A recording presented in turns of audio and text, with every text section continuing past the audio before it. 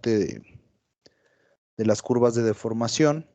Me parece que eso ya quedó claro. También hablamos acerca de la clasificación del acero. Platicamos también, creo que de esto no hemos platicado.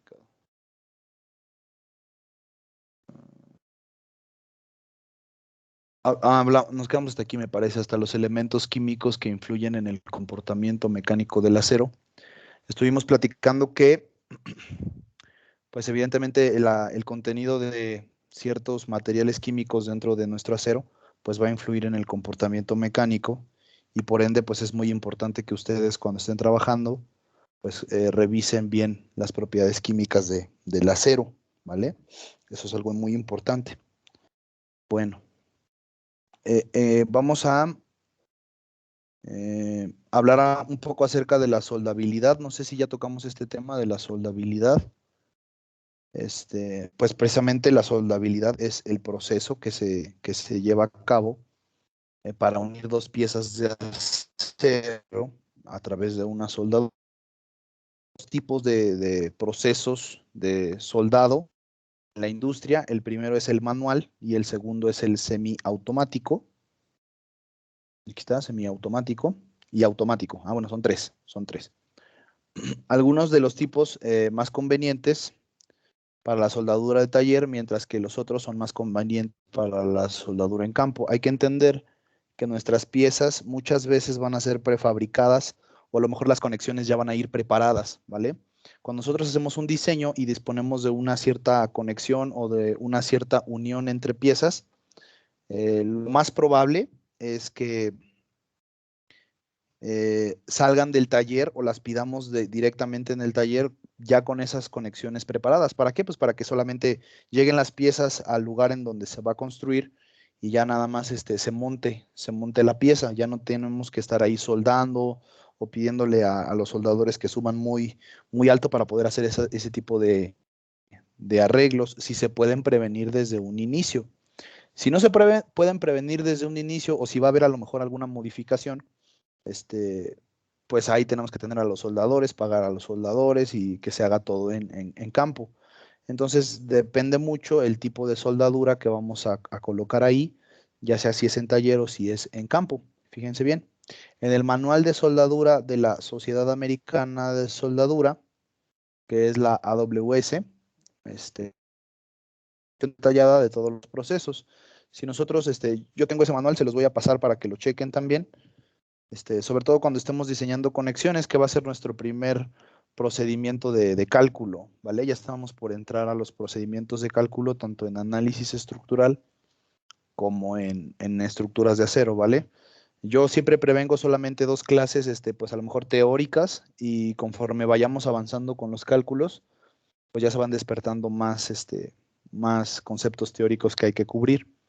Pero pues ya hay que empezar con los cálculos, porque si no, pues se aburren y ya como que no les late mucho.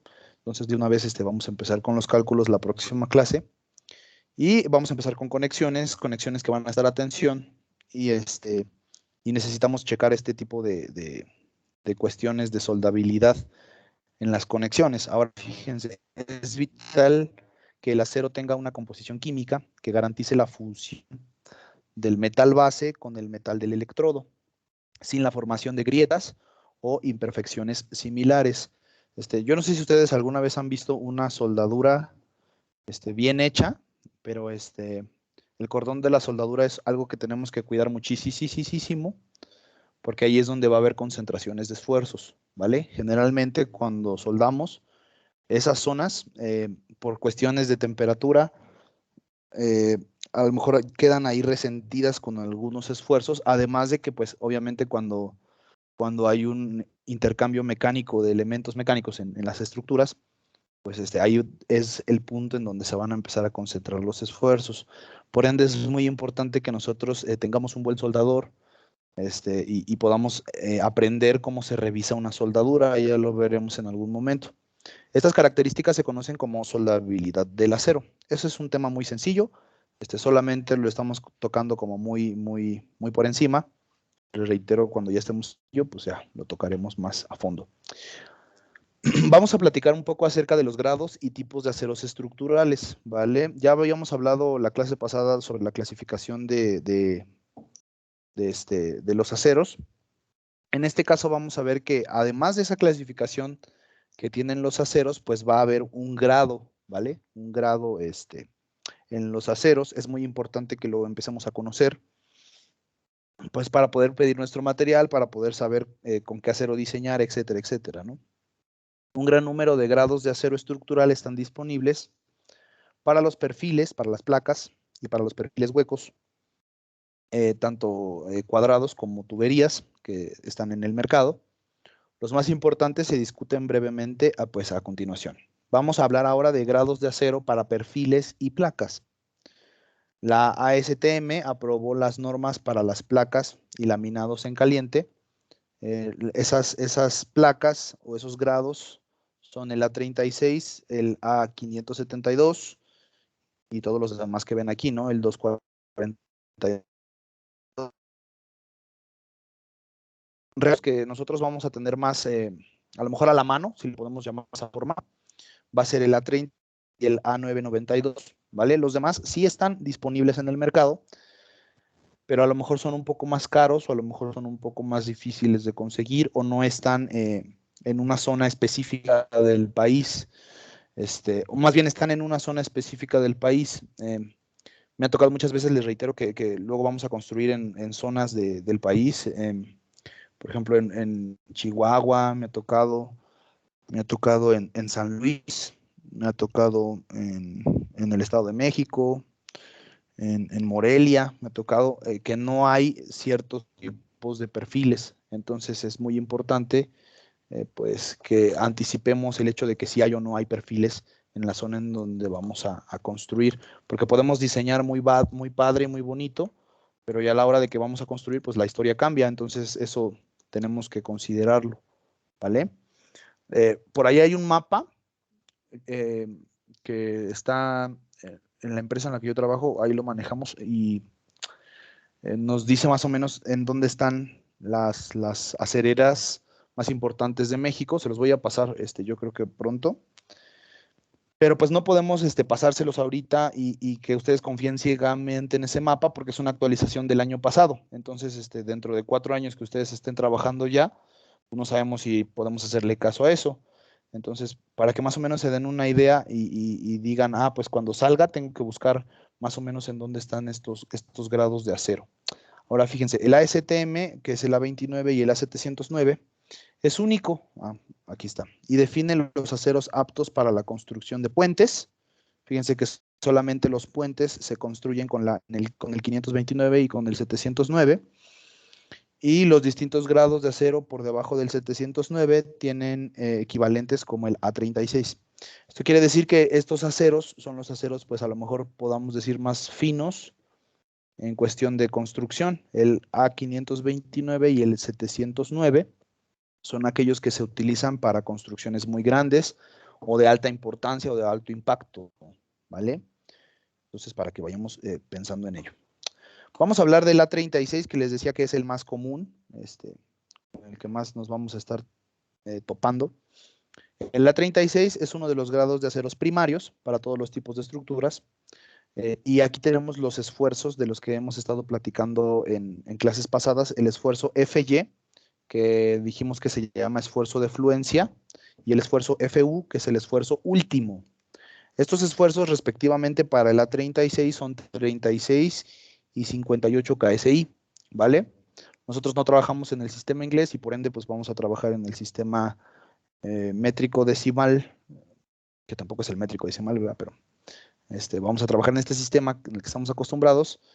Entonces el esfuerzo de fluencia para el A36 es 2.530 kilogramos por centímetro cuadrado y el último va a ser 4.080 kilogramos por centímetro cuadrado, ¿vale? Estos esfuerzos son muy importantes, Inges, anótenlos por ahí, que el A36 tiene estos esfuerzos porque pues se ocupan a la hora de hacer los diseños. Casi todos los tamaños y tipos de perfiles y placas están todavía disponibles en el A36, a excepción de los perfiles de ala ancha. Los perfiles de ala ancha son los perfiles IR o W o los perfiles H, ¿vale? Estos perfiles son los más comunes y no están disponibles en A36, pero A36 sí nos ofrece, por ejemplo, ángulos, nos ofrece canales, nos ofrece placas, nos ofrece agujas, nos ofrece varias cosas que son importantes también para ciertas construcciones, pero generalmente aquí en la Ciudad de México construimos más con este tipo de perfiles, con los IR. Entonces, pues, para que no vayan a quedar ahí como que medio en ridículo, si piden un IR en A36, pues no hay, ¿vale? Ya no hay. Aunque el esfuerzo de fluencia mínimo especificado baja a 32 KSI, o sea, a 2250 para espesores de placa de más de 8 pulgadas. Es decir, si voy a colocar una placa, que generalmente las placas se utilizan como bases, incluso se conocen como placa base. Si yo voy a poner una placa de 8 milímetros, no, de 8 pulgadas, perdón, de espesor mayor, pues no voy a encontrar ese esfuerzo de fluencia, el esfuerzo de fluencia va a reducirse, ¿vale? Entonces es importante que consideremos eso también. En el A509, ya para no tardarme tanto, es básicamente lo mismo, ajá. Está incluido en el grado 50, se divide en dos grupos, el grupo 1 y el grupo 2, dependiendo de los espesores que estemos buscando, y los esfuerzos de fluencia y el esfuerzo último respectivamente son 3.515 y 4.920, ¿vale? Estos también son como los más comunes, y créanme, cuando el otro día vi un ETS que decía, diseña con acero A992, ¿no? Y luego vienen y me dicen, es que ni siquiera sé qué es eso, ¿no? Entonces, o luego andan poniendo diseña con A992 y meten este esfuerzo de fluencia, ¿no? El de 2530. Y pues hay que preguntarse si ese esfuerzo está bien o no. Entonces, por eso se los comento, ¿vale? Para que lo tengan bien presente. El A572, vaya, es otro tipo de acero. Lo que nos importa a nosotros como ingenieros estructuristas es precisamente los esfuerzos de fluencia. Y los esfuerzos de fluencia para el A572 son 3.515 también y 4.570, ¿vale? Tanto el de fluencia como el último son los que nos están importando a nosotros. Luego, el A588, este acero es muy bueno para la intemperie. Fue aprobado más bien en 1968 y es conocido como acero patinable, ¿vale? Cuando nosotros escuchemos este concepto de aceros patinables, tenemos que entender que son aceros que sirven o que son muy resistentes a la corrosión, ¿vale? La corrosión es uno de los principales, pues como uno de los principales problemas que tenemos cuando estamos diseñando con acero, ¿vale? A lo mejor si es un acero muy resistente, pues no le hace mucho daño, pero puede llegar a afectar considerablemente el comportamiento mecánico del acero, la corrosión. Por lo tanto, pues es importante saber qué tan resistente es nuestro acero ante este efecto, ¿vale? Los aceros que son más resistentes a la corrosión se llaman o se denominan aceros patinables, ¿vale? Y el A588 es uno de ellos. Es bastante bueno. Y pues los límites tanto de fluencia como de resistencia última son 50 y 70 KSI o 3.515 y 4.920, ¿vale? Entonces este acero es bastante interesante, bastante bueno. Y por último, me parece que es el último, tenemos el A992. Este es el acero más reciente, fíjense que está comenzado a fabricarse de forma industrializada desde el 98, o sea, prácticamente tiene nuestra edad, ¿no? Si es que ustedes nacieron por esas fechas. Entonces, es muy reciente, ¿vale? Está destinado para construcción y se aplica en perfiles W. Para todos los fines prácticos, el A992 y el A572 grado 50 son muy parecidos, ¿vale? Y en este caso, sí podemos encontrar perfiles W, que son los perfiles que les estaba diciendo hace rato, en el A992. De hecho, los perfiles W actualmente solo se fabrican en A992. En el caso del límite de fluencia para el A992, tiene un mínimo de 3515 también. Este número como que ya es el más resonante en nuestros aceros en cuanto a esfuerzo de fluencia. Y fíjense bien, el ASTM A992 también ofrece un límite superior para la fluencia, ¿vale? Nosotros aquí vimos que teníamos un límite de 3515 y todavía estamos con A992.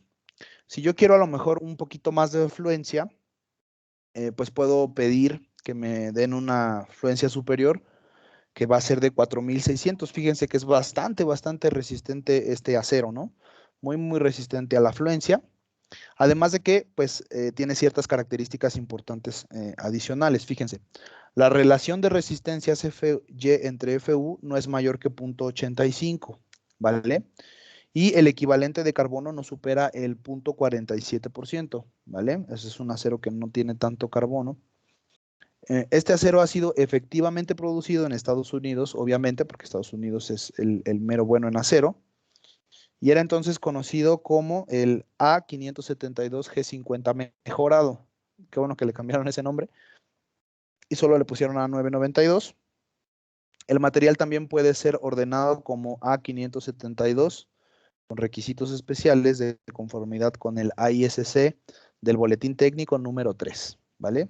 Ahí si quieren ordenarlo de esa forma, pues también lo pueden ordenar así. El ASTM 992 también ofrece una gran calidad al momento de ser soldado. Por ende es que cuando nosotros hacemos la conexión columna-viga utilizando soldadura, pues es bastante muy bueno.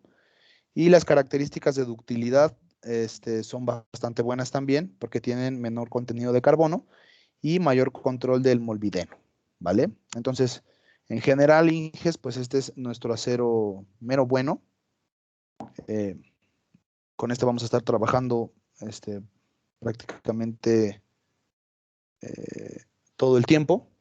Ay, acabo de ver el mensaje de Pablo. Pablo, ¿sigues aquí? ¿Estás aquí, Pablo? Sí, ya estoy aquí. Es que con la aplicación de escritorio no sé por qué no me estaban pasando cosas raras, pero ya. Ah, perdón, Pablo, es que generalmente no abro mi celular cuando estoy dando clase. Perdón. No, sí, que no hay problema. Ya lo solucioné. Ah, ok, va. Bueno, entonces, básicamente, Inges, a nosotros cuando estemos en la clase de acero esa que dan en la ESIA, nos van a plantear solamente dos tipos de acero, el A36 y el A992. Al menos yo estuve con quien es el mejor, a mi consideración, el mejor maestro de acero de la escuela, y solamente nos enseñó con estos dos tipos de acero. Ya cuando sales te das cuenta de que hay muchos más tipos de acero. A lo mejor el profe igual y lo mencionó, pero no se metió a fondo. Y y pues ya cuando sales como que te quedas así de, ay, no manches, ¿por qué no me dijeron que había más tipos de acero? O por qué no pude identificar estas cosas eh, importantes, ¿no? Entonces, esto que yo les estoy pasando, pues forma parte de una capacitación profesional que damos nosotros en la empresa, y es una empresa que se dedica a 100% a estructuras de acero. Entonces, pues para que ustedes lo tomen en cuenta, ¿no? Ya es algo real, vaya, ya cuando salgan, pues esto es lo que se van a topar en la vida real. Ajá. Bueno, vamos a platicar ahora acerca de los grados de acero en secciones huecas y en tubos. Ya vimos en cuestión de placas y en cuestión de perfiles estructurales como el IR y los canales, son todos los que platicamos ahorita. Pero también ocupamos muchas veces secciones huecas y secciones tubulares pues, para hacer ciertos diseños. Y pues necesitamos conocer los grados de acero que están disponibles para estas secciones. Las especificaciones de acero estructural para las secciones huecas estructurales HSS, estas son las HSS, son como cuadraditas, ¿vale? Y con las esquinas redondeadas. Para estas son las ASTM A500, la A501, la A618, la A847. Estas son las disposiciones que debe de cumplir nuestro acero para que sea considerado acero estructural, y pues los perfiles específicamente HSS, que son estos que están viendo ustedes acá. Para los tubos tenemos la ASTM A53, Es obviamente para secciones tubulares, tal cual ahí imagínense los tubitos. Los más importantes van a discutirse a continuación. Los más importantes, evidentemente, pues es el A53. Los A53 están disponibles en los tipos E y S, en donde E designa una resistencia a la soldadura y S a tubos sin costura, ¿vale? Mi pregunta es aquí, cuando hablan acerca de tubos de costura, sin costura o con costura, ¿cómo que se imaginarán ustedes? ¿Cuál es la costura del tubo?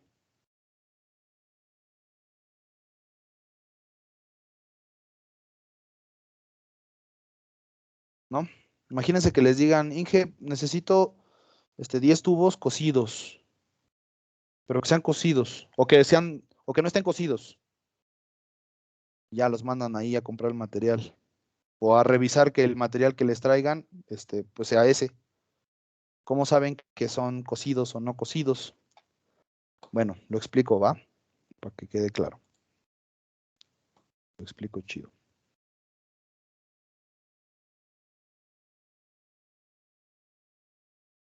Chale.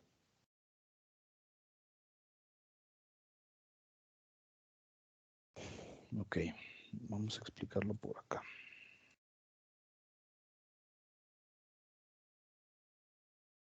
Fíjense bien, hijes. Hay varias formas de hacer una sección tubular. Una de esas formas es tomando un perfil que es completamente sólido, que salió del horno, y lo perforan aquí, ¿vale? Lo perforan y ya el perfil pues queda hueco, ¿vale? Queda huequito. Al momento de que hacen este tipo de perfil, eh, se dice que este tubo no está cosido, ¿vale? No está cosido, fue perforado, ¿vale? Hay otra forma de hacer el perfil y eso es, se tiene una placa de acero, ¿sí? Y utilizan unos gatos hidráulicos para doblar esta placa de acero como si fuera una hoja de papel y quisieran hacer un cilindro. Se le aplican aquí unos esfuerzos a la placa de acero para que se doble. Y pues evidentemente, pues como es una placa de acero, pues ya me va a quedar mi tubito así. Pero pues en el punto en el que hay que unir este con estos extremos, pues hay que soldarlo, ¿vale? Hay que soldar el tubo. Entonces se alcanza a ver así como una ranurita, o más bien se alcanza a ver el cordón de la soldadura, y cuando está así soldado, se dice que el tubo está cosido, ¿vale? Fíjense cómo eso, incluso eso tan sencillo afecta a los diseños, ¿vale? Entonces, que el hecho de que un tubo no esté cosido o que un tubo sí esté cosido, influye, ¿vale? Influye de manera, a lo mejor no fundamental o no muy grande, pero sí influye. Entonces, hay que tener pues esa consideración, ¿vale? Entonces, esta es la diferencia, lo explico porque luego salen palabritas y no está chido así como que nada más dejarlo en el aire sin explicarlo. Entonces lo explico para eso. ¿A qué va? Entonces, este tipo de perfiles, los A53, les digo que están disponibles en los E y los S. Y los S precisamente son tubos que no tienen costura, es decir, tubos que fueron perforados, ¿vale? También hay otro que se llama el grado B y ese es apto para usos estructurales con el esfuerzo de fluencia y la resistencia de tensión de 2460. Ajá. Y 3515 respectivamente. Vean que aquí los esfuerzos pues bajan considerablemente, ¿vale? Utilizamos este tipo para hacer columnas, ajá, columnas a lo mejor muy pequeñas, para una techumbre o para una nave industrial, o una nave industrial pequeña, o para cosas muy sencillas, vaya, no necesitamos columnas muy grandes, entonces ocupamos este tipo de perfiles porque son más baratos, además porque podemos adaptarle las conexiones de una forma sencilla relativamente, ¿no? Entonces, es por eso que utilizamos estas secciones.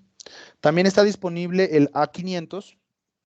Ese está disponible para perfiles redondos formados en frío, para perfiles HSS en 3 grados y también en 3 grados para cuadrados o rectangulares formados en frío, que también se llaman HSS, ¿vale? Todos esos perfiles los vamos a ver en el manual, ya que si es que ya lo abrieron por ahí, pues ahí vienen esos perfiles. Me parece que el HSS no está en el IMCA, en la 5ª edición. La verdad es que no he revisado si está en ediciones más avanzadas. Me parece que solo llevan hasta la 6ª edición, si no mal recuerdo. Pero el HSS es un perfil realmente muy nuevo, ¿vale? No tiene mucho que se está usando, pero ya es un perfil que se usa mucho. No es decir, no es muy viejo, pero sí se utiliza mucho. Y por eso es que hay que recalcar sus utilidades y lo que se hace con ellos, ¿no?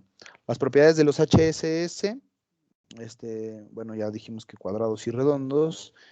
El grado más común es el A500 grado B, cuyo esfuerzo de fluencia y resistencia a la tracción se encuentra en el orden de los 46 y 58 KSI. Son los 3.250 y 4.100 kilogramos por centímetro cuadrado. Y tenemos el A501, es idéntico al A36, se utiliza en secciones circulares y en HSS, ¿vale? Entonces, Inges, pues básicamente esos son los grados de acero que se tienen en la industria actualmente. Conózcanlos. Les voy a mandar las presentaciones, ahora sí se los prometo que se las voy a mandar. Conózcanlos, revísenlos y aduéñense de esos perfiles. Ahora, fíjense bien, dependiendo del grado de los que estábamos hablando ahorita, se hacen diferentes tipos de estructuras o tienen diferentes usos. Por ejemplo, el A36 se utiliza casi siempre para placas de conexión, para anclajes de barras redondas OS y para perfiles LI, que son unos angulitos, para cuerdas superiores e inferiores de armaduras. Es decir, si yo voy a construir una armadura, por ejemplo, esas armaduras que están en los centros comerciales, si ustedes alguna vez han ido a Walmart y todos esos centros comerciales, las techumbres están siempre, siempre, siempre por disposición ya hechas con celosía, ¿vale?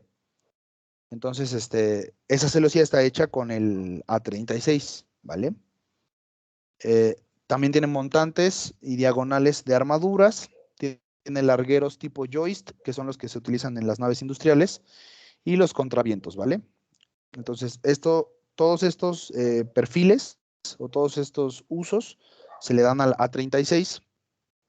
El A529G50, o el grado 50, 529 grado 50, se utiliza para placas de 1 pulgada de espesor máximo y placabases, cartabones, etcétera, ¿no?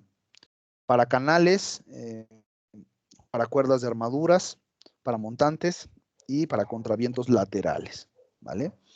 Entonces, para eso se utilizan. Tenemos el A572, aquí, si se pueden dar cuenta, pues el espesor de la placa ya es mayor, hasta 4 pulgadas. Para vigas principales, tipo IR, miren, fíjense, aquí está de las IR, las vigas secundarias también tipo IR, columnas de perfiles tipo IR y para mezanines. El A588, les decía que era un acero patinable, que por lo general es un acero que estará sometido a la intemperie, y este es el que se usa casi siempre para los pilares de las plataformas marinas, ¿vale? El ASTM 709 se utiliza para puentes y para torres de transmisión. El A992 para vigas, para columnas, mezanines, para postes de viento, para espectaculares y para las traves carril, ¿vale? Esos son los usos. El A53 para tubos estructurales. El A500 para columnas de secciones huecas, columnas de secciones huecas circulares, columnas de secciones huecas rectangulares. El A501 para bastidores y para bases de tanques de gas, bases de agua, etcétera, etcétera. ¿Vale? Entonces, esos son los usos que le damos a los diferentes grados de acero estructural, sobre todo por el hecho de que luego dicen, voy a construir esto, ¿con qué tipo de acero lo construyo? Bueno, aquí están las recomendaciones, ¿vale? Son recomendaciones que se les dan para que ustedes tomen una decisión acerca de qué grado de acero van a comprar, ¿vale? Eso es muy importante porque a mí me ha pasado que luego tuve un jefe que decía, bueno, voy a comprar el acero, ¿no? Todavía ni se ganaba el concurso de la licitación y ya estaba comprando el acero. Compró todo su acero, me parece que fueron 20 toneladas de acero y ya terminó de comprarlo y todo, le dieron la obra, metió ahí una manita y le dieron la obra y ya quería que empezara a construir y su supervisión le dijo, ¿sabes qué? El acero que vas a meter no es el acero adecuado, cámbialo. Y ahí estuvo metiendo un montón de amparos, estuvo metiendo un montón de cartas y un montón de discutiendo, obviamente, para que lo dejaran construir con todo el acero que él ya había comprado, y no lo dejaran construir. Entonces, esas 20 toneladas de acero las tuvo que volver a transportar a otro lado, pagar para que se las almacenaran y buscar otro lugar en donde clavar esas 20 toneladas de acero, nada más por el hecho de no aguantarse, ¿no? Y por no esperarse y ver qué acero iba a ocupar. Entonces, que no les pase a ustedes, son casos de la vida real, créanme. Bueno, aquí está la correlación entre las normas mexicanas y la ASTM, ¿vale? En las normas mexicanas, eh, por ejemplo, la norma B254 es la que regula el acero A36 y el acero A529. Y así podemos irnos correlacionando las normas mexicanas. Recuerden que las ACTM son americanas, ¿vale? Y las mexicanas, pues, son muy parecidas o son iguales, vaya, son como una copiecilla, y regulan estos tipos de aceros. Lo ponemos acá, a lo mejor no tanto para que se den cuenta de la relación que hay entre estas dos normas, pero sí para que revisen las resistencias, ¿no? Por ejemplo, aquí tengo la resistencia a la afluencia y aquí está el resumen de la resistencia a la afluencia. Yo, por ejemplo, Inges, no sé si lo tengo por aquí. Déjenme ver si lo tengo. Se los muestro. Vamos a hacer nosotros en nuestro... Ah, qué caray. Vamos a hacer nosotros en nuestro curso. Vamos a hacer unos programitas de Excel, programitas muy sencillos, en donde ya metemos nosotros los datos y nos va a ir calculando todo lo que yo les voy a enseñar a calcular, ¿vale? Estos programas, al menos este programa no está completo. Yo lo estaba programando hace un tiempo, pero la verdad es que me dio un poco de flojera y no tuve mucho tiempo. Ya no lo continué, pero lo vamos a programar. Este es un programa que hace el diseño completo de columnas de acero sometidas a flexocompresión. Entonces, esa ventaja que yo les voy a ofrecer a ustedes también es que pues cuando ustedes estén en la obra o cuando estén haciendo el diseño, pues no tienen que volver a hacer todo el proceso, porque créanme que revisar una columna en flexocompresión nos lleva a lo mejor hasta 3 clases, entonces es bastante largo el procedimiento. Entonces nos conviene mejor ir programando todo el proceso, así nada más metemos el tipo de situación que vamos a analizar y ya da todos los resultados, ¿no? Entonces, por ejemplo, aquí, esta tablita precisamente que les estoy mostrando en la presentación, yo la estaba vaciando aquí, ¿vale? Y la vaciamos aquí precisamente para, si nos dicen, bueno, necesito la columna en acero A36, pues ya nada más busco aquí de volada A36 y ya todo se me actualiza, ¿no? O no, que necesito la columna en acero 529 grados 50, ya lo pongo y se actualiza, ¿no? Obviamente se van a actualizar los datos y se van a actualizar pues todas las revisiones que vamos a ir haciendo acá. Entonces, ese es el objetivo, ¿vale? Y por eso les estoy dando estas tablas para que de una vez las vayan teniendo ustedes y que sepan que en algún momento las vamos a ir vaciando en una hoja de Excel y con que lo hagamos una vez ya no lo van a necesitar hacer 2, 3 veces después, incluso en sus clases de acero, si no han tomado acero, pues ya después hasta riéndose, no van a poder hacer los diseños, nada más metiendo los datos a Excel y ya Excel solito hace la chamba. ¿Vale? Entonces, ese es el objetivo, que sea muy práctico el diseño. Ahora, eh, aquí tenemos algunos de los guiños que hacen a esta tabla. Por ejemplo, este 1 dice que es la norma mexicana. Aquí podemos ver la columna 1, que es la norma mexicana. Luego podemos ver la 2, que es la Asociación Americana de Pruebas de Materiales, ¿no? Es esta 2. La 3 es el valor mínimo garantizado del esfuerzo correspondiente al límite inferior de fluencia del material, o sea, el esfuerzo de fluencia, el 3, el esfuerzo de ruptura, el 4.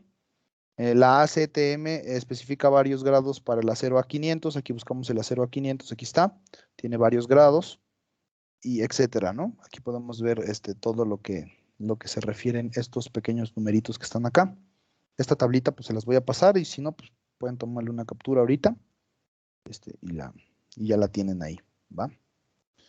Bueno, ya con eso estamos terminando la etapa de, pues, como de introducción y de descripción del tipo de acero, de cómo se va a comportar el acero. Ustedes ya saben ahorita que el acero se comporta de una forma no lineal cuando se excede el límite de fluencia. Entonces ahora vamos a entrar ya de lleno a qué consideraciones debo de tomar en cuenta cuando voy a hacer un diseño estructural, ¿vale? Fíjense bien. La selección de los tipos de acero estructural para ser utilizados en un proyecto es realizado por el ingeniero que está ejecutando el diseño estructural. Las consideraciones para determinar la aplicación más eficiente del acero son 4, ¿vale? La eficiencia estructural en términos de menor costo, ¿vale? Por ahí el Inge Mariano, que es el que da acero ahí en la escuela, que les digo que es muy bueno, maneja algo que se llama Unity Check. El Unity Check habla acerca de la eficiencia del material cuando se está sometiendo a esfuerzos y sobre todo de la eficiencia en cuanto a costos. Ahorita ya abordaremos ese punto más a detalle de los costos. El número 2 es la simplicidad y facilidad de conexiones a los miembros estructurales. Créanme, Inges, aquí es donde está el detalle, se los juro. Muchas veces los Inges, los ingenieros estructurales, hacen ahí unas faramayas para que les salgan perfiles de acero a lo mejor bien ligeros, porque recuerden que les había dicho que mientras más ligero es el perfil de acero, como que sentimos que es más eficiente, ¿no? Entonces, a lo mejor aligeran mucho sus secciones y dicen, no, pues ya ahorré material, ahorré dinero, ahorré lo que quieran, ¿no? Pero ya a la hora de que vamos a conectar, las conexiones son una pesadilla, pero una pesadilla total, porque no se encuentran barrenos que cumplan con las características de la conexión o a lo mejor la conexión lleva un número de barrenos o un número de soldadura y no se puede porque la sección es diferente o porque la sección es muy esbelta o porque no alcanza a conectar bien, una con la otra no empalman, no, una serie de cosas, ¿no? Entonces, mientras más fácil sean nuestras conexiones, menos dolores de cabeza van a tener ustedes, ¿vale? Eso lo vamos a ver cuando estemos ya entrando directo a conexiones, pero créanme, aquí es donde el detalle es primordial, ¿vale? Las conexiones son muy importantes. Y reitero, muchas veces perdemos el tiempo haciendo el modelo tridimensional en STAAD y en SAP, y ya lo corremos y nos da las eficiencias y lo que sea. Pero como esos modelos no incluyen el diseño de conexiones, muchas veces se nos olvida cómo se van a conectar una con la otra, ¿vale? A mí me ha tocado 1000 veces que a lo mejor dicen, pues vamos a poner esto, una parrilla de perfiles IR. Ponemos la parrilla y resulta que en medio de la parrilla, perdón, pasa una trave de concreto que ya estaba ahí, ¿no? Y dices, ahora cómo conecto, y no, les digo, se hace un relajo. Entonces, hay que tener mucho cuidado con esto de las conexiones, ¿vale? El costo unitario relativo del perfil o de la placa, eso también es muy importante. Y como les decía al inicio de la clase, la disponibilidad del material, ¿vale? Si el material está disponible en la región en la que voy a construir. Entonces, esto es lo que ustedes tienen que tomar en cuenta a la hora de estar haciendo su diseño, no nada más el análisis estructural y cosas muy técnicas, ¿no? También rebajémonos un poquito a lo mortal y tomemos en cuenta estas cosas porque son las que más problemas generan, ¿vale? Fíjense bien, muchos ingenieros han tratado de dar el peso mínimo de acero como una medida de máxima eficiencia en sus diseños. Sin embargo, en muchos casos, esto no dará lugar a la solución más eficiente en general, ya que puede aumentar los costos de fabricación y montaje asociados a la solución de menos peso. Era lo que yo les decía hace rato, ¿no? Miren esta conexión, ¿no? Parece una conexión extraterrestre, ¿no? ¿Quién sabe? Aquí, esta conexión yo la encontré por azares del destino en internet y se las quise mostrar. La verdad es que yo, con la experiencia que tengo, realmente no sé qué es lo que vayan a conectar aquí y por qué están colocando estos ángulos al patín y por qué perforaron el patín aquí. Bueno, por qué le hicieron este saque al patín. Luego tiene estos dos tornillos. O sea, no tengo idea de aquí el diseñador qué es lo que esté pensando hacer con esa conexión. Yo espero que algo no muy loco, pero sí se ve un poco extraña esa conexión. Para algunos miembros, las secciones seleccionadas pueden llegar a ser más caras que las secciones un poco más grandes. Si los tamaños no son comunes, es decir, si selecciono una sección que no es muy fácil de encontrar en la fábrica, o si las conexiones son innecesariamente complicadas, como en este caso, en virtud de las secciones seleccionadas.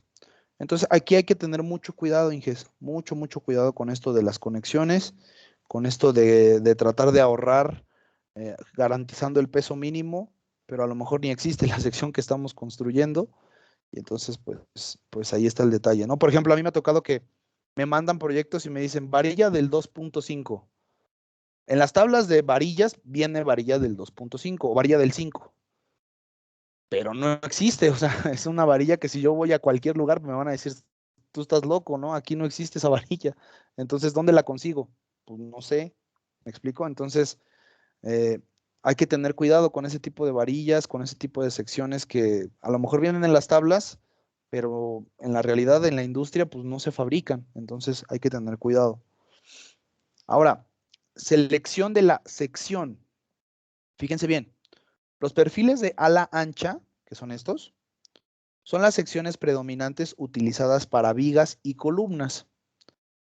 Para vigas de entrepiso, esto es en gran parte debido a la eficiencia de su forma de corte transversal y a la disponibilidad de una amplia gama de tamaños, ¿vale? Quiere decir que estos perfiles pues son como los más comunes, como les decía, pues hay de muchos tamaños, de muchos pesos, son muy eficientes, entre otras cosas, ¿no? Para las columnas, los perfiles H de patín ancho es el más utilizado debido a su forma abierta que permite que las conexiones a las vigas sean relativamente simples. Si nosotros conectamos a estos perfiles, vamos a darnos cuenta de que es muy sencillo, muy sencillo hacer las conexiones aquí. Entonces, son bastante utilizados estos perfiles. Además, están disponibles en tamaños que incluyen la sección transversal de gran tamaño, es decir, la sección que vamos a poner aquí perpendicular, pues va a empatar perfectamente con este ancho de alma o esta altura de alma, ¿vale? Entonces, es bastante útil este perfil. Otros perfiles que se utilizan son los ángulos. Aquí estas son las armaduras que les decía que luego hay en los centros comerciales. Estas armaduras están hechas casi siempre de perfiles de ángulos, ¿vale? Ángulos dobles. Entonces, son muy comunes también. Entonces, si van a construir eso, pues fíjense que esta columna es un perfil HSS. Son esos perfiles tubulares cuadrados que están aquí, ¿vale? Otros perfiles tales como canales y ángulos son también ampliamente utilizados en aplicaciones estructurales. Por ejemplo, muchas armaduras se construyen con alguno o varios de miembros de ángulo doble. En su mayor parte, los canales y los ángulos están disponibles como material ASTM, el A529 y el G50, ¿vale? Entonces, este tipo de perfiles son los más comunes para estas armaduras, para este tipo de estructuras, ¿ok? También, pues, como les decía hace rato, los HSS, perdón que los aburra tanto con los HSS, pero son muy comunes. Los miembros de acero estructural con sección transversal cerrada también se usan comúnmente en forma de sección circular o rectangular, estructurales o HSS, que son estos. Estos se usan a menudo para columnas, ¿vale? Debido a la eficiencia en la compresión axial. Quiere decir, estos perfiles soportan grandes cantidades de esfuerzo axial. Además, los consideran para algunos elementos arquitectónicos y estructurales expuestos a y por consecuencia, pues el mayor costo. Estos perfiles, la verdad es que cuando se van a utilizar en secciones grandes, es decir, que sean mayores a 4 pulgadas, la verdad es que se vuelven un poco caros. Entonces, hay que tener también esa consideración y revisar qué tan eficientes son comparados con un perfil IR, ¿vale? Entonces, eso es importante. Ahora sí, muy bien. Vamos a pasar a la etapa ya de diseño. Cuando yo les hable acerca de esta etapa de diseño, vamos a diseñar de algunas formas. Déjenme lo veo acá, donde lo tenía apuntado.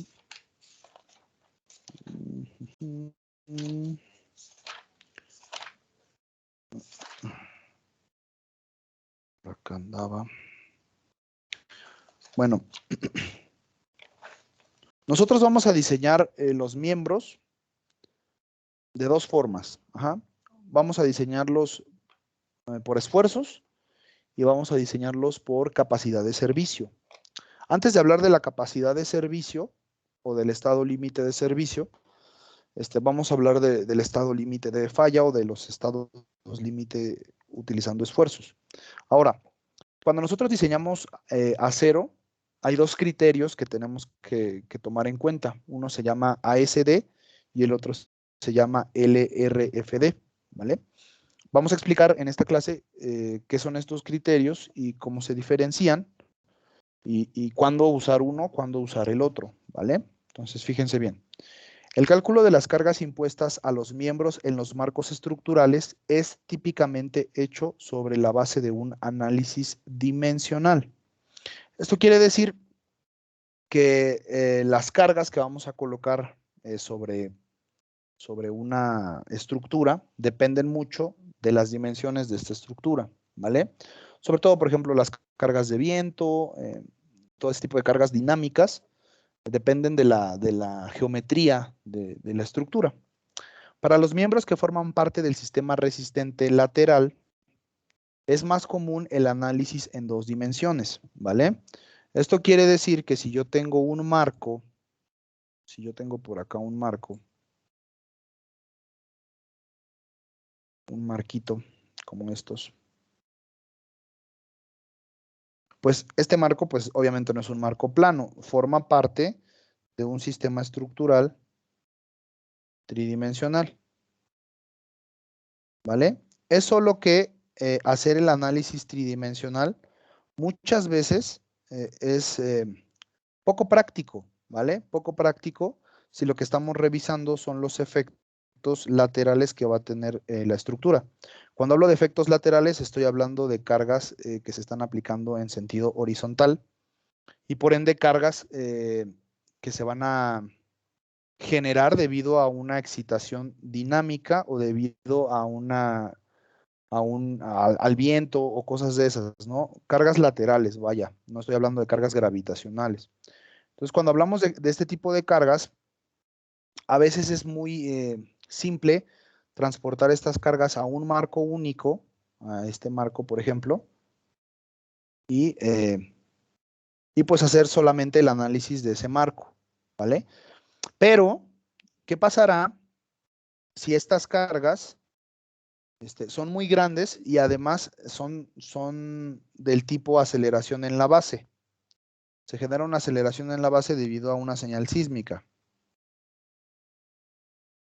¿vale? Antes de preguntar esto, a ver si lo han visto en algún momento. ¿Cuántos tipos de análisis habíamos platicado nosotros en la primera clase de análisis? ¿Cuántos tipos de análisis la norma estipula que se pueden hacer? ¿Y de qué dependen estos análisis? ¿Alguien sabe? Análisis sísmicos. Análisis en general, análisis.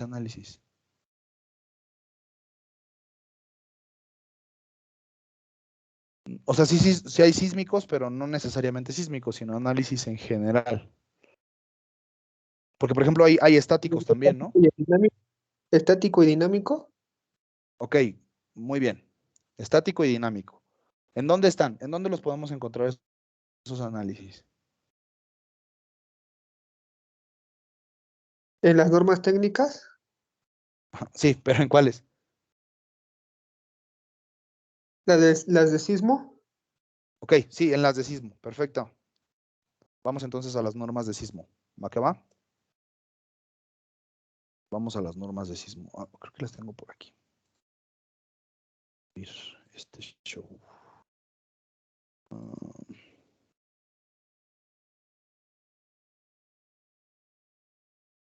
¿En qué capítulo? ¿Alguien sabe?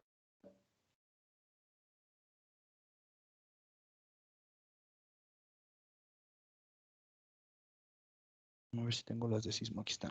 Sismo. Bueno, fíjense bien. Si yo me voy a sismo, voy a encontrar los tipos de análisis que me permite la norma realizar. Aquí está, miren. 2. Tipos de análisis y efectos específicos a considerar. ¿Vale? Evidentemente, pues vamos a hablar de análisis sísmicos, como decía Pablo, pero hay algunos tipos de análisis que incluso pertenecen a esta rama de análisis sísmicos que no son del todo análisis sísmicos. Entre esos, el análisis estático. Entonces, fíjense. Aquí tenemos tipos de análisis y efectos a considerar. Y aquí hay que ver algo muy, muy, muy importante.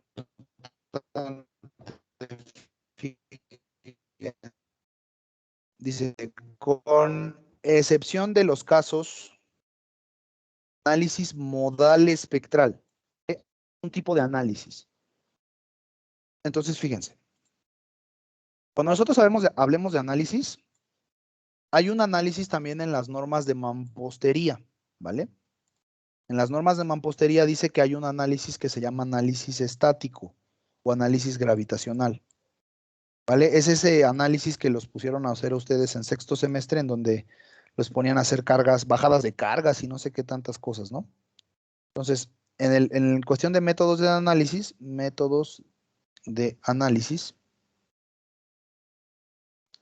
vamos a encontrar principalmente dos, los estáticos y los dinámicos. Y dentro de los dinámicos, el principalito que encontramos ahí en las normas, lo acabamos de ver ahorita, es el modal. ¿Vale? Inge, es muy importante que ustedes de una vez vayan pensando si saben o no saben hacer un análisis modal.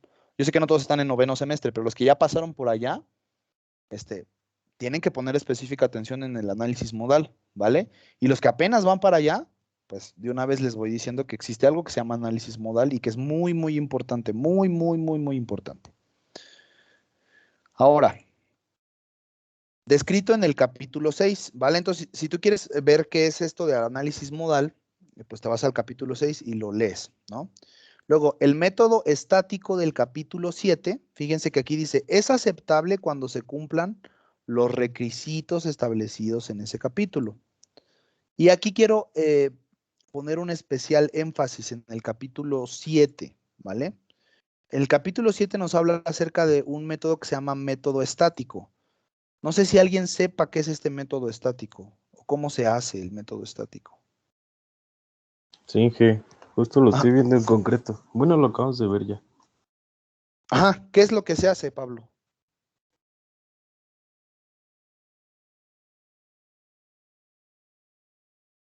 ¿Qué es lo que se hace?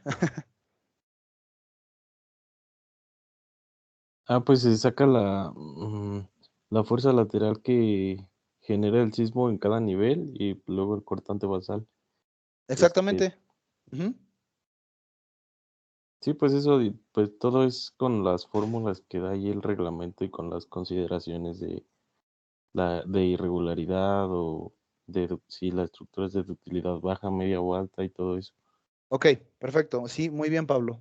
Bueno, el método de análisis sísmico es una simplificación. El método de análisis sísmico estático es una simplificación del análisis modal, ¿vale? Del análisis modal espectral, en donde solamente se considera uno de los modos, el modo fundamental. Y ese modo fundamental es aquel que provoca que la estructura se ladee, ¿vale? Fíjense bien, la estructura en el modo 1, luego les platico bien qué es esto de los modos, pero en el modo 1 la estructura se va a ladear así, ¿vale? Se va a ladear así. Entonces nosotros podemos imponer las cargas que provocan que se ladee de esa forma. Las colocamos aquí, miren, ¿vale? Las colocamos aquí. Por cada entrepiso, ¿vale? Por cada entrepiso colocamos esas cargas. Entonces, es una simplificación del análisis modal y lo que estamos aquí colocando son cargas estáticas, ¿vale? Cargas que no van a cambiar. Entonces, cuando ocurre esto, yo puedo fácilmente tomar este marco y solamente analizarlo en una dirección, porque las cargas son estáticas, ¿vale? Aunque son dinámicas, entre comillas, yo transformé las cargas dinámicas en cargas estáticas con el espectro de diseño y ya, está ahí, ¿no? Pero ¿qué pasa con el análisis modal? Bueno, en el caso del análisis modal,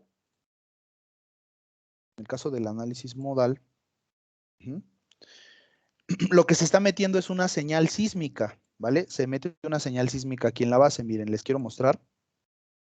Les voy a mostrar algo, fíjense bien. ¿Dónde está? Aquí.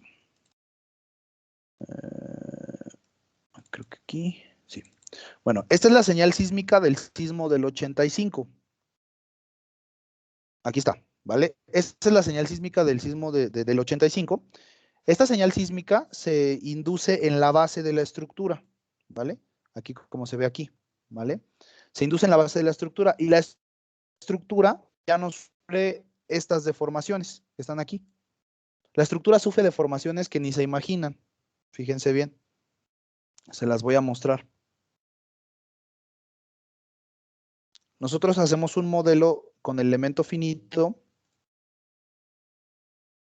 de un edificio, por ejemplo, a ver, vamos a ver de este, y vean las deformaciones que sufre.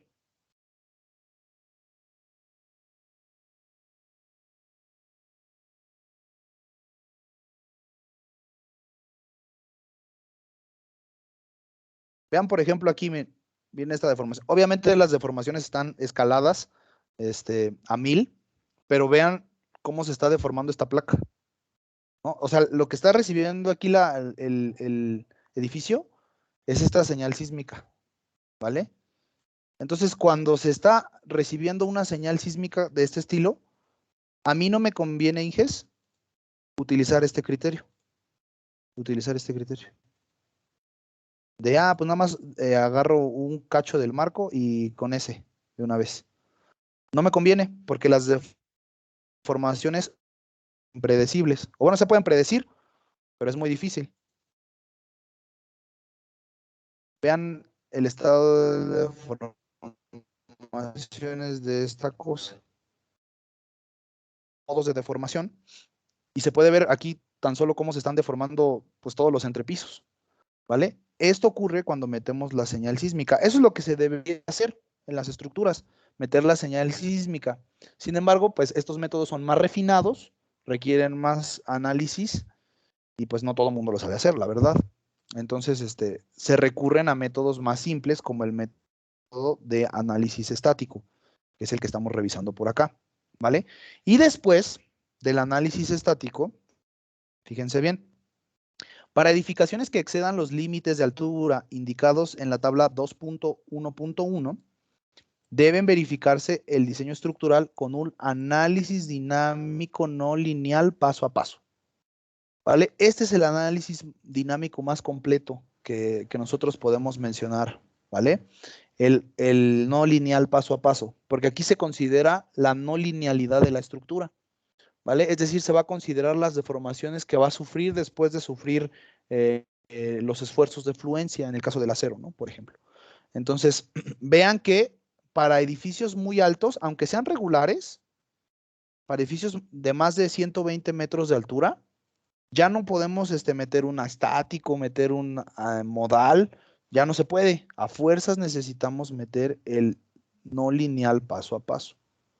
¿Vale? El no lineal paso a paso es un método que espero también ustedes lo puedan aprender en ingeniería sísmica si es que van para allá. Y generalmente se ve el método beta de Newmark, que tiene algunas fallitas por ahí, pero también lo pueden programar y es muy, muy bueno el método beta de Newmark. Entonces, ahorita que ustedes ya tienen más o menos esta noción, vayan investigando, vayan leyendo. Ya vi que tengo que aprender a hacer esto, ya vi que tengo que aprender a hacer esto. Si tú sales de la escuela y solo sabes hacer el estático o ni el estático, pues entonces no vas a trabajar como estructurista, esa es la verdad. O sea, no vas a trabajar como estructurista, vas a trabajar haciendo otra cosa, ¿vale? Entonces, a lo mejor sí en ingeniería, pero no diseñando estructuras. Entonces, si tú quieres diseñar estructuras, esa es tu tirada, pues de una vez vete checando este tipo de análisis. ¿Va que va?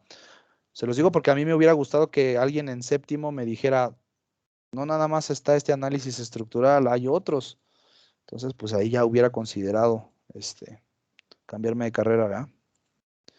Bueno, entonces fíjense bien, el análisis tridimensional para las estructuras de acero generalmente se utiliza solo para estructuras de marco más complejas espacialmente, como la estructura que les enseñé en el video, ¿vale? Esta estructura, pues es una estructura un poquito más compleja. Ajá, es una estructura un poquillo más compleja. Y pues evidentemente en este tipo de estructuras es necesario poder hacer un análisis tridimensional, ¿vale? A fuerzas hay que hacer el tridimensional aquí. ¿Dónde me quedé? Ajá. En estos análisis, los miembros generan fuerza axial, flexión, corte. Eso lo genera también los marcos que están en dos direcciones, pero además se genera una distribución de la fuerza de torsión, ¿vale? Esta fuerza de torsión es la que más nos pega en un análisis tridimensional, ¿vale? Por ahí ustedes cuando estén haciendo estructuras de concreto van a calcular una cosa que se llama centro de torsión, que es el punto exacto en donde la estructura concentra su masa y es donde va a generarse ese momento torsionante muy grande, ¿vale? Entonces hay que revisarlo. Este momento de torsión o esa fuerza de torsión que es muy grande, sí necesita revisarse porque las estructuras no siempre están diseñadas para torsión, ¿vale? Entonces hay que revisar esa torsión y para ello hay que hacer un análisis tridimensional. Entonces, depende mucho de la experiencia y depende de qué tanto estén ustedes dispuestos a meterse al estudiar y a leer. Y ya con eso van agarrando un poquito de callo para saber, bueno, pues aquí no me conviene hacer un análisis tridimensional, solo voy a perder el tiempo. Hago el bidimensional. O no, pues aquí sí me conviene hacer un análisis tridimensional, porque se va a generar una gran cantidad de torsión por esto y esto, órale, va. Entonces, eso es lo que quiero que ustedes vayan entendiendo. Ahora, fíjense, antes de la publicación de la especificación de la ISC, en LRFD de 1986, los miembros de acero estructural eran dimensionados por el diseño de esfuerzos permisibles ASD, ¿vale? Es decir, que antes del 86 se diseñaba con ASD. Después el ISC actualizó sus normas y mostraron un nuevo método de diseño que se llamó LRFD, ¿vale? Que es vigente desde entonces. El concepto básico de esta filosofía es el comportamiento elástico lineal, cuando hablamos del ASD. Quiere decir que si mi estructura no se va a comportar en este rango elástico lineal, el método de diseño ASD presenta muchas fallas o presenta grandes fallas, ¿vale? Entonces, las ecuaciones están basadas en la mecánica de materiales, que es una rama de la mecánica bastante simplificada ya, y que son utilizadas para determinar en el miembro los niveles esperados de esfuerzos a partir de diversas fuentes, ¿vale? Muchas veces hemos escuchado eso de que ese Inge tiene mucho colmillo, tiene mucha experiencia porque ya sabe qué perfiles va a meter, ya sabe qué perfiles van a hacer, ya sabe cuánto va a pesar más o menos la estructura, etcétera, etcétera, ¿no?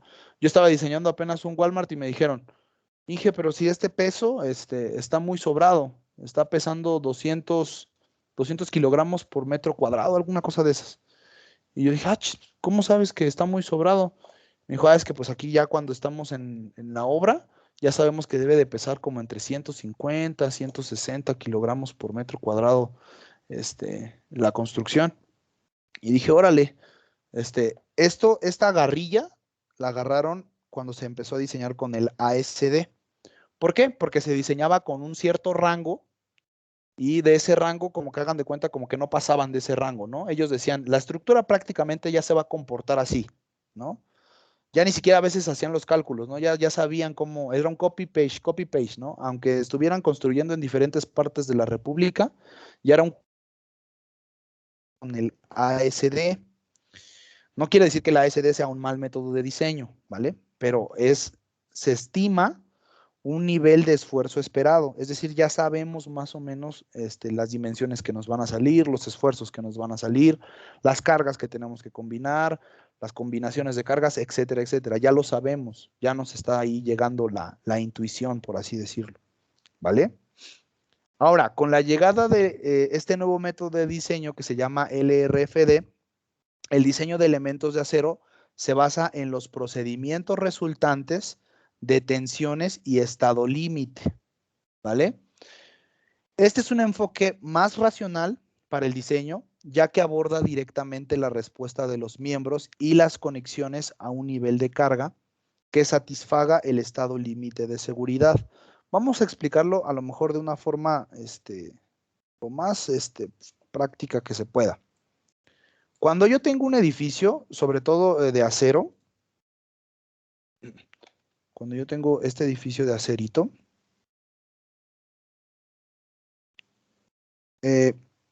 imaginemos que es de 2 pisos, ¿no? Por ahí está. Medio feo, pero ahí está. Yo puedo tener 2 tipos de fallas. ¿Alguien sabe qué tipos de fallas puedo tener? ¿Dúctil y frágil? Sí.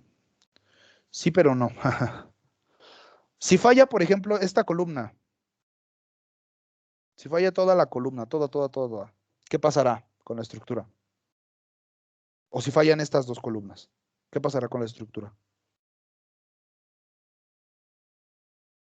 Pues se cae, ¿no? O se tiene que reparar prácticamente, ¿no? Se cae. Ese tipo de falla se llama falla global. La falla global es aquella que va a afectar a toda la estructura, ¿vale? Si yo diseño con el método AISC, el único tipo de fallas que voy a poder detectar van a ser fallas del tipo global, ¿vale? Es decir, voy a diseñar mi estructura, pero si va a haber otro tipo de falla, no la voy a detectar con el método AISC. Si diseño con el LRFD, voy a poder detectar fallas locales, ¿vale? Las fallas locales son fallas que se presentan en un miembro de la estructura y que esa falla local puede encadenar o puede desencadenar más bien una falla global, ¿vale?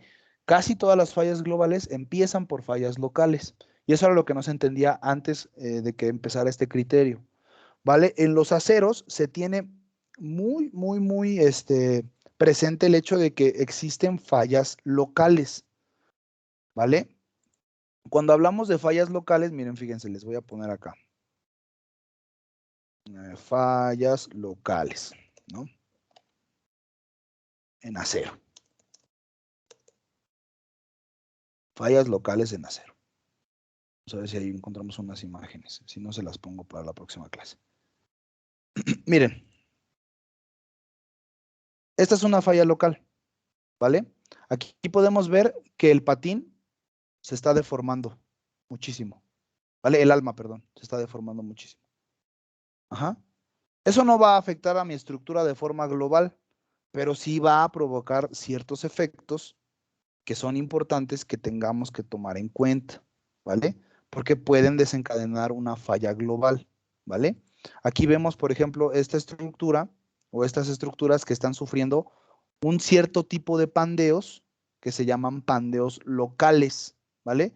Esta sobre todo está sufriendo un pandeo local. Entonces es muy importante, Inge, es muy, muy, muy importante. Miren, aquí por ejemplo hay una falla global porque está afectando a toda la estructura. Ajá. Es muy importante que nosotros podamos entender fallas locales y el otro, ¿vale? Regresamos a la presentación. Fíjense bien. El uso de métodos de resistencia última resultantes de tensiones implica que los miembros de acero pueden acomodar una redistribución de las tensiones a través de la obtención de esfuerzos locales, ¿vale? Ahí ya puedo encontrar los esfuerzos locales de las secciones y por ende solucionar las fallas locales de las secciones. Las especificaciones de diseño LRFD y ASD hacen énfasis en las fuerzas, las LRFD, y los esfuerzos, los ASD, respectivamente. El término estado límite se usa para describir una condición en la que una estructura o una parte de la estructura deja de cumplir su función prescrita, es decir, ya no funciona para lo que fue diseñada. Existen dos tipos de estado límite, los de resistencia y los de servicio. Ajá. Los de resistencia se definen como la capacidad de sustentar una carga, incluyendo la afluencia excesiva, la fractura, el pandeo, la fatiga y el movimiento bruto de un cuerpo rígido. Y los de servicio definen el comportamiento de deflexión, agrietamiento, desplazamientos, vibración y deterioro, ¿vale? Quiere decir que en los estados límite estamos revisando la máxima cantidad de esfuerzos que soporta mi estructura en los estados límite de resistencia, y en los estados límite de servicio estamos revisando la máxima cantidad de deformaciones que va a soportar mi estructura. Son cosas distintas, ¿vale? Entonces hay que considerar eso. Todos los estados límite deben evitarse, ¿vale? Evidentemente, pues nosotros no vamos a diseñar una estructura que se vaya a caer o que vaya a provocar una sensación de que está chueca, ¿verdad? Que tenga mucha deformación. No sirven. Los ingenieros estructuristas han reconocido desde hace mucho tiempo la incertidumbre inherente tanto de la magnitud de cargas, porque yo no sé qué cargas van a existir en la estructura, que actúan sobre una estructura, como de la capacidad de la misma para sustentar estas cargas. Es decir, yo no sé, no soy adivino para saber exactamente qué cargas van a estar en mi estructura. Por lo tanto, tengo que hacer una estimación, ¿vale? Perdón. Que entiendan que todos los parámetros de diseño que vienen en las normas tienen un sustento matemático, ¿vale? Y específicamente los parámetros de sobrecarga tienen un sustento en una probabilidad matemática, ya lo vamos a ver. Generalmente los efectos de las cargas múltiples son aditivos, quiere decir que se pueden sumar. Pero en algunos casos, por ejemplo, una viga o una columna puede amplificar el efecto de otra, ¿vale? Es decir, una carga puede amplificar el hecho de que exista otra carga, o también puede restringir el efecto de una carga. Miren, por ejemplo, a mí me ha tocado construir cimentaciones. Qué caray. Cimentaciones. Excavas y a los 50 centímetros te encuentras agua, ¿vale? Aquí está tu zapata. Escarbaste y 50 centímetros y ya hay agua.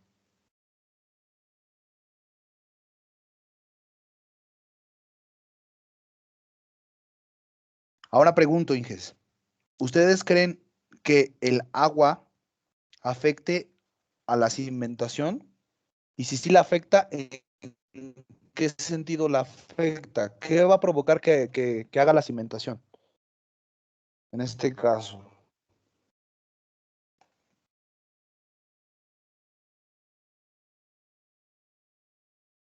¿No?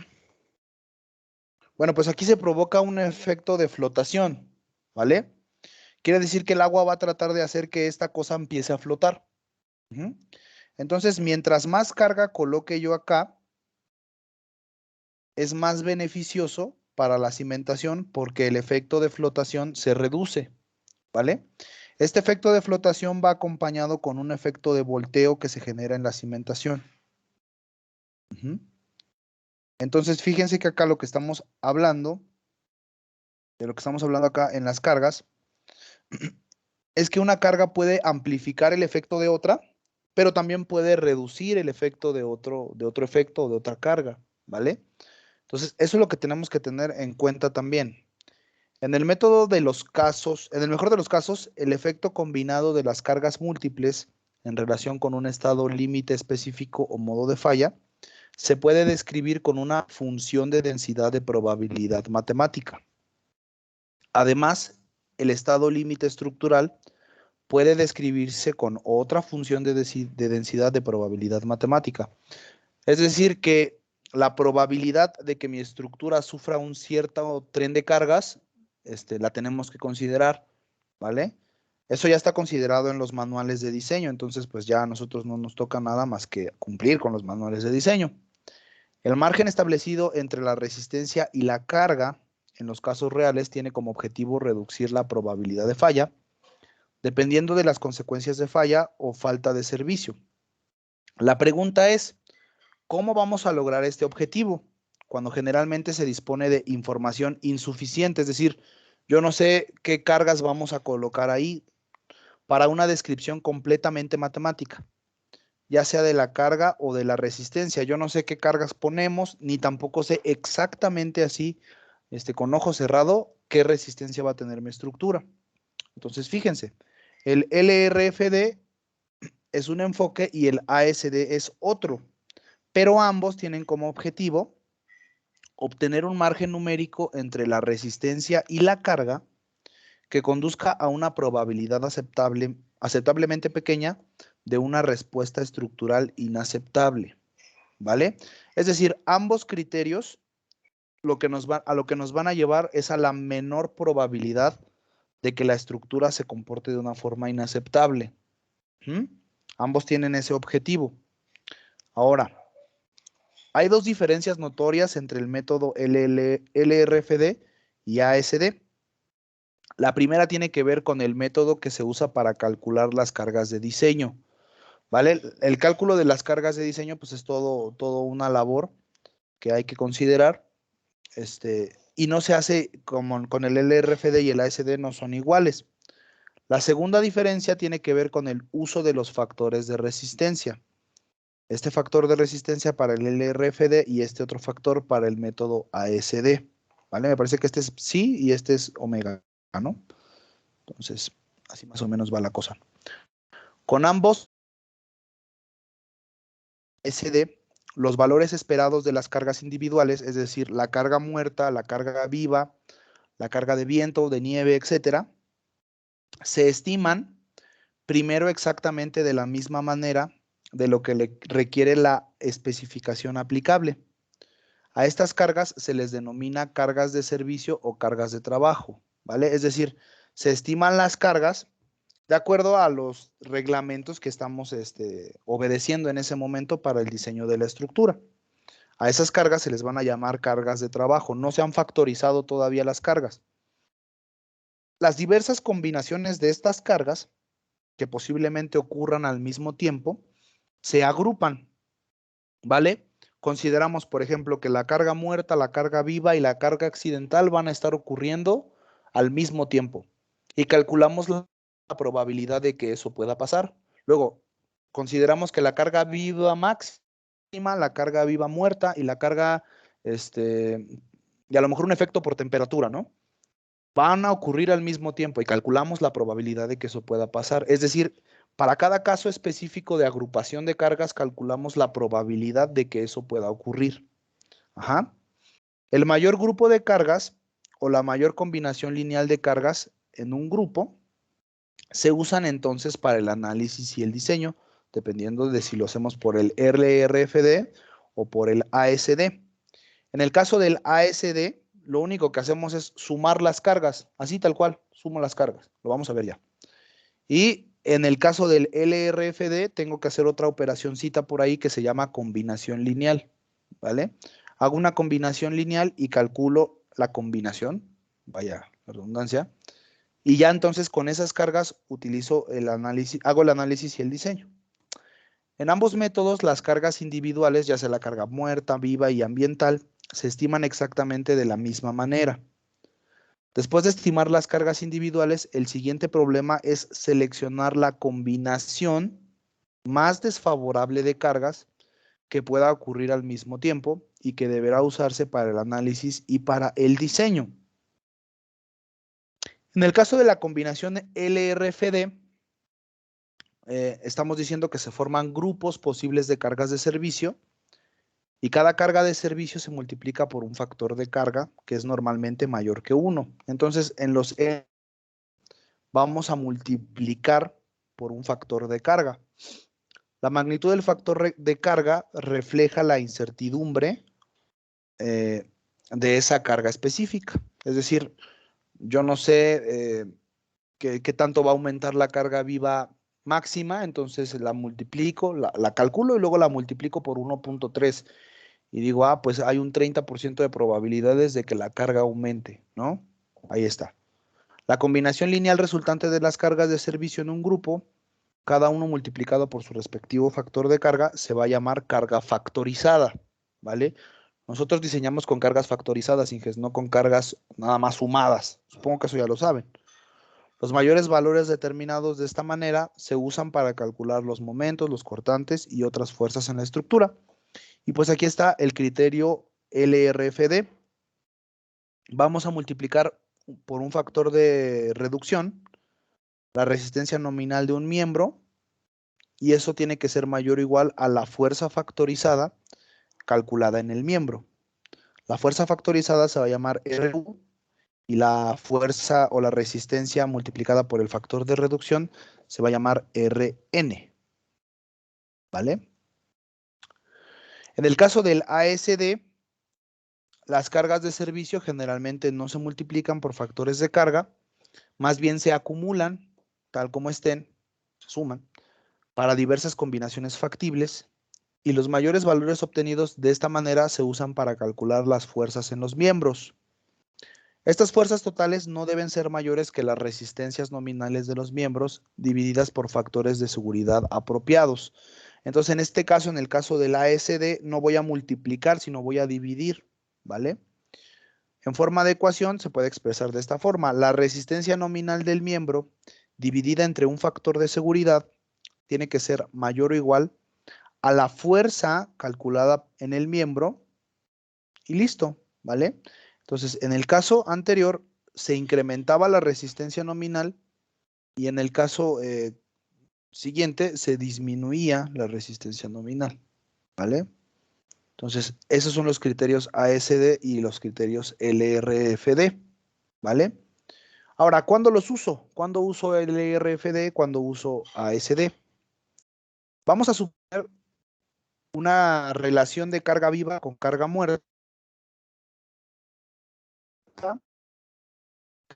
es igual a 3, puedo usar cualquier método, no hay distinción. Si mi relación de carga viva entre carga muerta es mayor a 3, el más económico va a ser el ASD. Y si mi relación es menor a 3, el más económico va a ser el LRFD. Ahora, esta es la gráfica que muestra la relación entre carga viva y carga muerta y cómo se interpolan o cómo cruzan estos métodos, estas curvas nominales, y podemos entonces encontrar los valores que vamos a utilizar para nuestros diseños. En el caso del LRFD, a ver, déjenme ver. En el caso del LRFD, que nosotros multiplicamos, pues vamos a multiplicar por factores 0.90 para flexión y 0.75 para cortante y aplastamiento. Y en el caso del ASD vamos a dividir entre 1.66 para flexión y 2 para cortante y aplastamiento, ¿vale? Ya sabemos cuándo tenemos que utilizar los criterios dependiendo de lo económico del diseño. Y pues ya nada más resta hablar acerca de las combinaciones de carga perdón, de las combinaciones de carga que se utilizan en México. Estas combinaciones de carga, a ver, les pregunto, por ejemplo, la primera, 1.4 de carga muerta más 1.4 de carga viva máxima. ¿Esta combinación de cargas es correcta? ¿Qué dicen ustedes?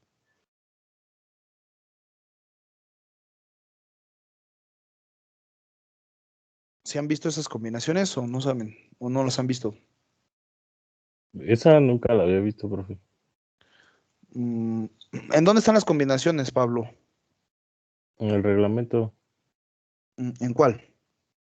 Uy, creo que es en el de edificaciones. Ah, exactamente, en el de las edificaciones. Bueno, estas combinaciones de carga, las combinaciones de carga a veces como que son muy subjetivas. No me malentiendan, pero muchas veces los despachos utilizan sus propias combinaciones de cargas o muchas veces las propias empresas emiten unos reglamentos. Por ejemplo, a mí me ha tocado trabajar con una empresa que se llama Telesites, que se encarga de diseñar y de construir edificios de telecomunicaciones y ellos tienen sus propias normas con las que se deben de construir sus sitios y sus propias combinaciones de cargas. Entonces, las combinaciones de cargas en este sentido son muy subjetivas. Pero si nos queremos apegar 100% al reglamento de construcciones de la Ciudad de México, en la última actualización, si no estoy mal, para edificaciones del tipo A, me parece que es 1.7 de la carga viva más 1.5 de la carga muerta. Ahí, de la carga muerta. Y para edificaciones de tipo B, me parece que es 1. No sé si es 5 de la carga 5, viva sí.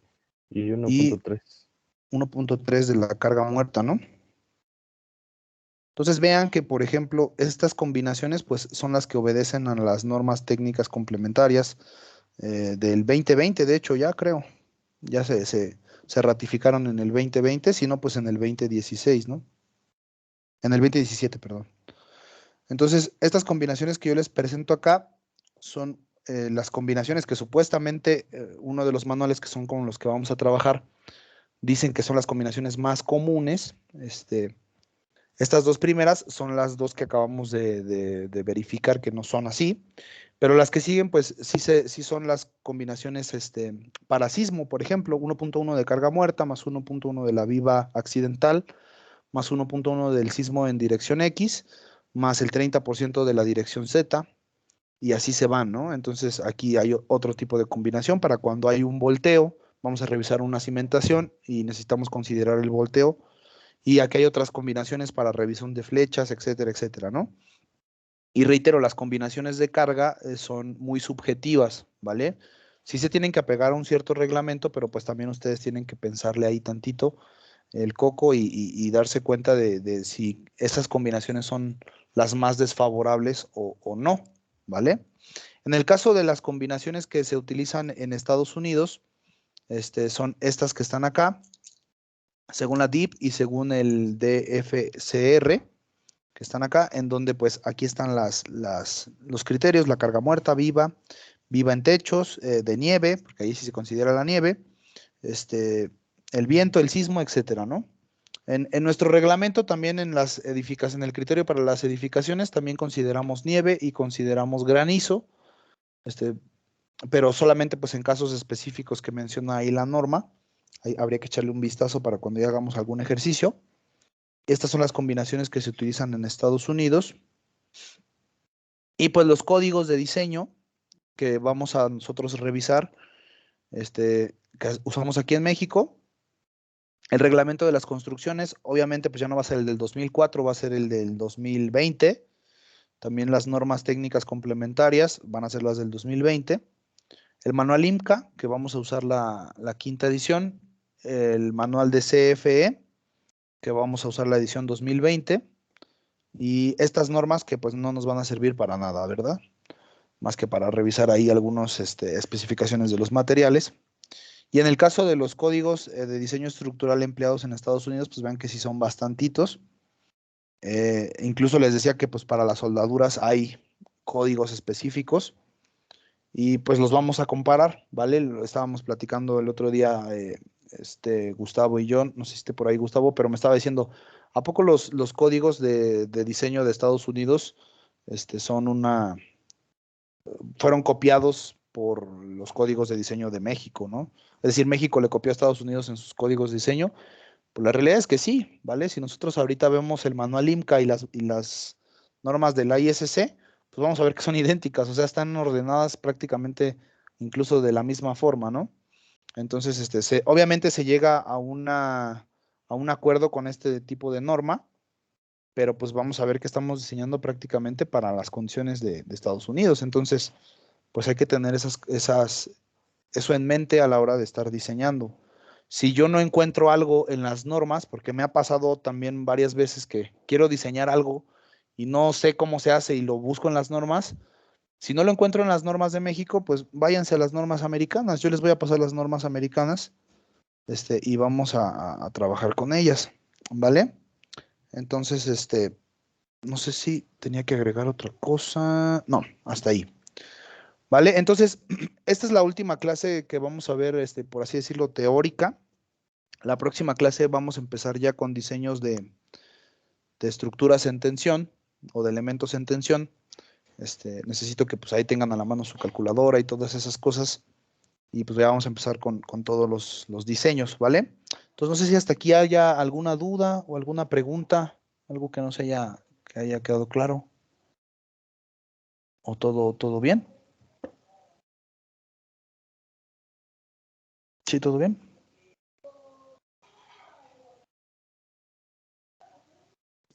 Sí, que todo bien. Va, que va. Bueno, pues entonces por hoy eso sería todo, Inges. Nos vemos el lunes por acá. Y pues ya les paso estas diapositivas para que las tengan ahí a la mano, así como las normas que vamos a estar trabajando. ¿Va que va? De una vez las voy a empezar a exportar. Sí, pues bueno, Inges, que tengan buen fin de semana, que descansen. Vanessa, ahí me pasas lo que me necesites, cualquier duda, aquí estoy. Y los demás, igual si tienen alguna duda con alguna materia, no, o ya sea de análisis, de diseño, lo que sea, pues ahí me echan un grito y podemos Y ayudarles. sí, ¿Va que va? Sí, las que sean. ¿qué se llama? Nos había dicho que también nos iba a recomendar unas buenas biografías también de esto de la materia de acero y no sé, dice que el McCormack pues es el que siempre utilizan la mayoría, pero que había uno mejor, ¿no? Todavía. Sí. Bueno, el McCormack yo también lo uso. No es un mal libro, la verdad, es bastante bueno. Pero un libro que podría. Yo soy